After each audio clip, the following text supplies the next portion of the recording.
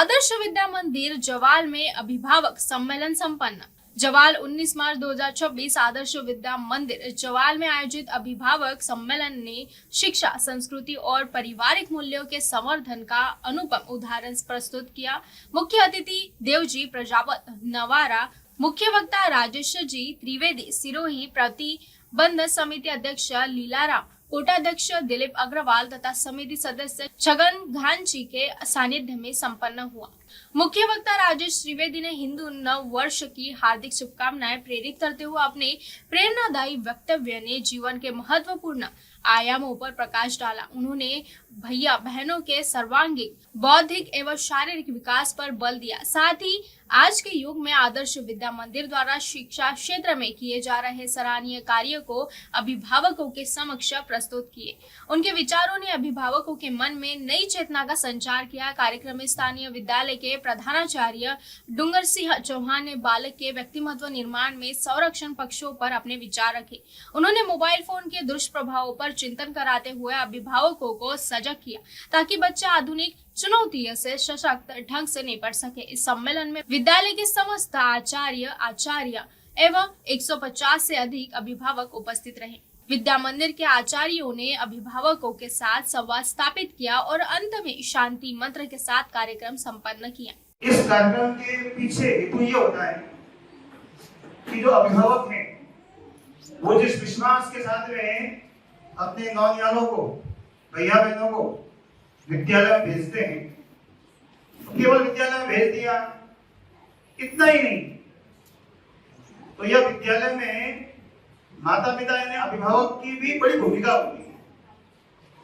एक विद्यालय, एक सफल विद्यालय, एक अच्छा विद्यालय वही माना जाता है जिसमें उसमें काम करने वाले सारे कार्यकर्ता यानी प्रधानाचार्य से लेकर के आचार्य, प्रबंध समिति, पूर्व छात्र, वर्तमान के कारण अभिभावक, पूर्व अभिभावक, ये सब मिलकर के केवल प्रयत्न करते हैं किसके लिए? बालक के सर्वांगीण विकास के। यहाँ जो आने वाला छात्र है, यहाँ आने वाले जो भैया भाई हैं, वो जीवन में कुछ करे आगे बढ़ करके। उसके लिए जो जो बातें हमको ध्यान में रखनी है वो ध्यान दिलवाने के लिए इस प्रकार के वर्ष में हर विद्यालय को कार्यक्रम आयोजित करने होते हैं। उसी श्रृंखला में अपना यह आज का कार्यक्रम संपन्न हो रहा है। जैसा कि माननीय प्रधानाचार्य जी ने आप सबको नए वर्ष की शुभकामना के साथ में अपनी बातें रखी थी आपने। आज हम सबको ध्यान में है कि हमारा भारतीय नववर्ष है। जब इस प्रकार से हम बात करते हैं कि हमारा नया वर्ष है तो निश्चित रूप से हमारा जो सीना है वो चौड़ा हो जाता है। हमारे देश का नया वर्ष है, इस प्रकार का शब्द बोलते हैं। हिंदू नव वर्ष है, भारतीय नव वर्ष है, तो निश्चित रूप से हम सबको गर्व होता है और होना भी चाहिए। क्यों? क्योंकि हम सब ने इसी मिट्टी में जन्म लिया है। जिस मिट्टी में हमें जन्म लिया है, जिस मिट्टी में हम पले बड़े हैं, जिस मिट्टी के अंदर हम आगे का अपना जीवन यापन करने वाले हैं, जो माटी हम सबको जो देती है, उसका नया वर्ष हम क्यों नहीं मनाएं? तो यह भारतीय नया वर्ष आज से जब 10 वर्ष 15 वर्ष पहले ध्यान में करते थे तो हमारा जो समाज है, हिंदू समाज, वो हमारे नए वर्ष को भूल गया था, विस्मृत हो गया था। तो इस प्रकार के संगठनों के माध्यम से, संघ की शाखा के माध्यम से, विद्या मंदिरों के माध्यम से और धीरे धीरे समाज के अंदर आज हम देखते हैं कि बहुत बड़ा परिवर्तन दिखाई दे रहा है। विद्यालय के प्रयत्न के कारण से आज पूरा समाज इस भारतीय नए वर्ष को मनाने का जो श्रृंखला है वो निरंतर बढ़ रही है और प्रारंभ हुई। हम जरा विचार करते हैं कि देश में हमारी जो पश्चिमी संस्कृति है कुछ समय तक यहाँ हावी रही और कुछ हद तक अभी भी हावी है। और पश्चिमी संस्कृति के अंदर कुछ बातें हम आज भी उसको अपना रहे हैं। जैसे अंग्रेजी कैलेंडर, उसमें 31 दिसंबर यानी 1 जनवरी को हम नया वर्ष मनाते हैं, हैप्पी न्यू ईयर मनाते हैं। वो हमारा नया वर्ष नहीं है, हमारा अपना स्वयं का यानी हमारे देश का एक पंचांग है। आप सबको ध्यान में है कि भारत के अंदर जितने भी त्योहार आते हैं, चाहे दीपावली आती है, चाहे होली आती है, रक्षाबंधन आती है, कोई भी तारीख के हिसाब से नहीं आती है, तिथि के हिसाब से आती है।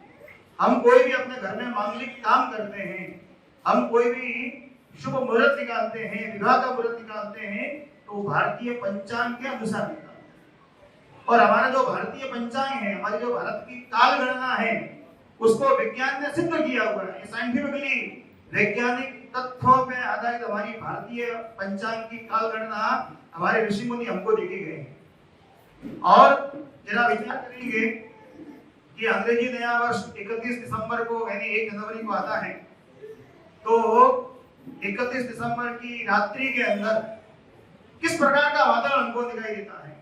नया वर्ष है, हैप्पी न्यू ईयर है, तो किस प्रकार के दृश्य हम सब अपनी आंखों से देखते हैं वर्तमान समय में। केवल लोगों को अच्छी अच्छी होटलों में जाना, ड्रिंक करना, शराब करना और आतिशबाजी करना और भूगोल गानों पे नृत्य करना, यह यहाँ तक केवल नया वर्ष मनाने का हेतु नहीं। इस प्रकार के दृश्य हमको दिखाई देते हैं।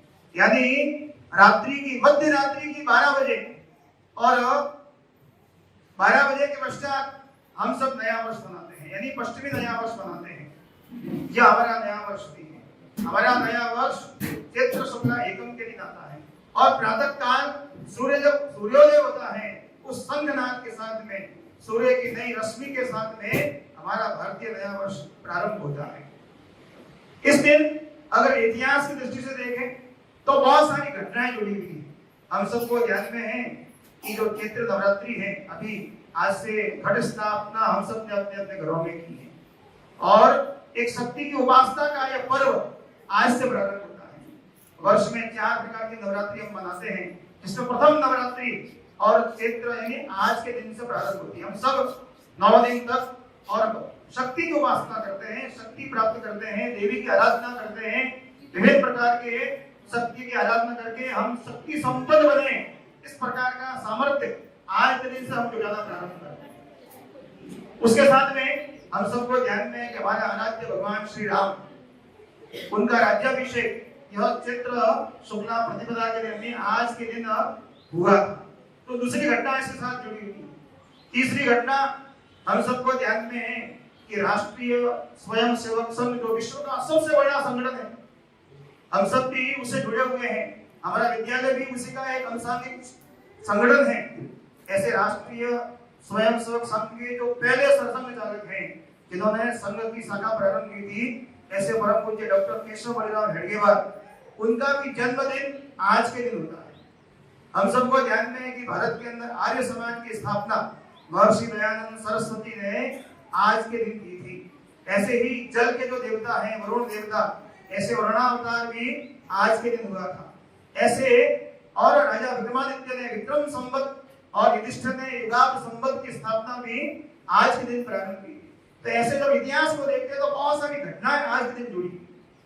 प्रकृति जो हमारी है, इस प्रकृति का हम सेवन करते हैं, ऐसी प्रकृति भी और नवीनता प्रकृति के अंदर दिखाई देती है। सारे जो वृक्ष पर्यावरण है, उसमें जो वृक्ष हमको दिखाई देते हैं, उसमें पतझड़ की ऋतु समाप्त हो जाती है और प्रकृति में भी नए नए पत्तल, नए नए कोमल और पुष्प पल्लवित हमको प्रकृति के अंदर दिखाई देते हैं। तो प्रकृति भी नए स्वरूप को धारण करती है। ऐसा श्रेष्ठ दिन यह हमारा भारत का नया वर्ष है। तो ऐसे श्रेष्ठ दिन को हम गौरव अनुभव में और साथ में हम सब इसी दिन हमारा नया वर्ष माने, हम सब भी मनाएं और हमारे आसपास जो लोग रहते हैं, हमारे जो संबंधी हैं, हमारे जो मिलने वाले हैं, उन सबको भारतीय नव वर्ष की शुभकामना देवें। ऐसा एक छोटा सा निवेदन आपके समक्ष मैंने किया। अपना जो ये विद्यालय है आदर्श विद्या मंदिर, जिले में नहीं अपितु पूरे देश भर में और यह विद्यालयों के काम मिलते हैं। विद्या भारती हम सबने नाम सुना है, विद्या भारती अखिल भारतीय शिक्षण संस्थान, तो संपूर्ण देश भर में, भारत भर में और इस प्रकार के विद्यालयों का संचालन करती है।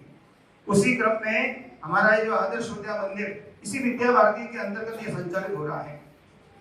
प्रारंभ में किराए के भवन में विद्यालय प्रारंभ होते हैं और धीरे धीरे आप सबके सहयोग से, समाज के सहयोग से, अभिभावकों के सहयोग से, समाज के अंदर श्रेष्ठ जो भाषा बैठे हैं उनके सहयोग से यह विद्यालय धीरे धीरे उत्तरोत्तर प्रगति कर रहे हैं।